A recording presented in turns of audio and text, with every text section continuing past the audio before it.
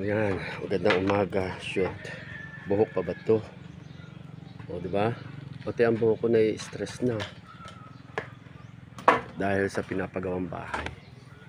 Ngayon, sabi nila, piit na magastos daw ang BIM. Oo nga, sa kahoy lalo. Yan o. Ang dami-daming kahoy eh. Hindi pa nakukuha. Tatanggal na kami kasi tapos na ang BIM. Pero ang kahoy, ang dami pang tanggalin. Pero alam nyo ba na kung bakit yan ay naging magastos? Hindi pa nakukuha yung mga nakatayo na yan.